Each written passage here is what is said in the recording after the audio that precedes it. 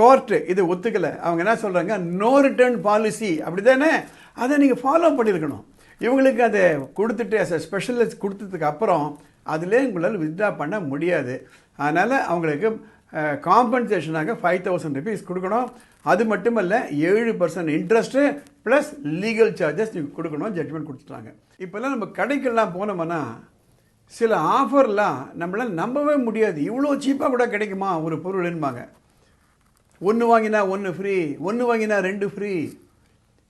ஆக மொத்தத்தில் எப்படியானா நம்ம பணத்தை வாங்கிடணும், அவங்க பொருளை விற்றுடணும். தப்பு இல்லை.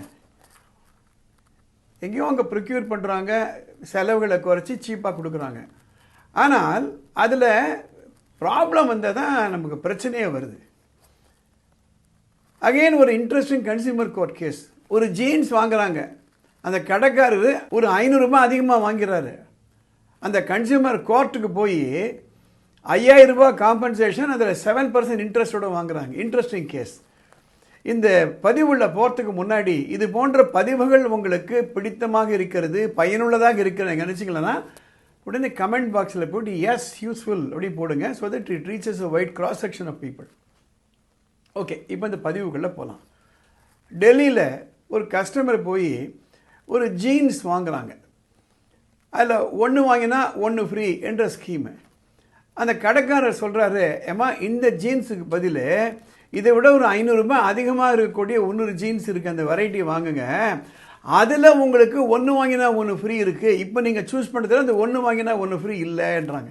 சரின்ட்டு என்ன பண்ணுறாங்க, இந்த அம்மா அந்த அதிகமாக விலை கொடுத்து ஒரு ஜீன் வாங்குகிறாங்க, அதுக்கு 1 ஃப்ரீயாக கொடுக்குறாங்க, வீட்டுக்கு போகிறாங்க. அது வாங்கினத்தில் ஒரு ஜீன்ஸ் உங்களுக்கு ஃபிட் ஆகலை.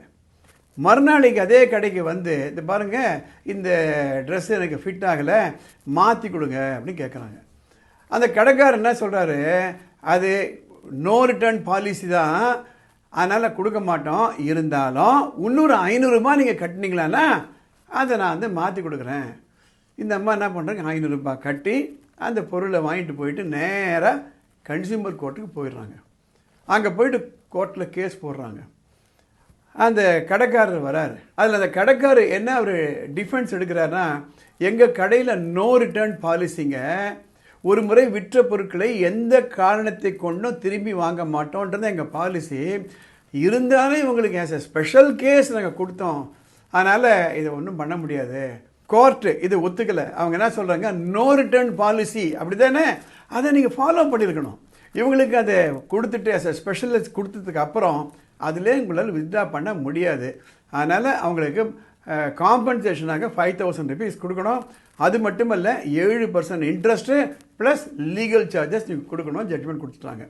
எதற்காக இந்த பதிவுகளில் நான் போடுறேன் அப்படின்னா, நம்ம உரிமைகள் மறுக்கப்படும் போது நம்ம சும்மா இருந்தோம்னா more and more people will indulge in the same thing. ஒரு முறை நம்ம குரல் கொடுத்தோமானால் தான் இதற்கு ஒரு விடிவு வருன்றதற்காகத்தான் இந்த பதிவுகள்லாம் போடுறேன். இது எந்த செக்ஷனு, எந்த கோர்ட்டுக்கு போனாங்க, அந்த டெக்னிக்கல் டீட்டெயில்ஸை நான் கொடுக்கல. ஏனென்றால் இது நமக்கு தேவையில்லை, அது அட்வொகேட் பார்த்துப்பாங்க. இந்த பதிவுகளெல்லாம் ஒரு சாதாரண மக்களுக்கு போய் சேரணுன்றதுனா எளிமையாக இந்த பதிவில் நான் போட்டுட்டு வரேன்.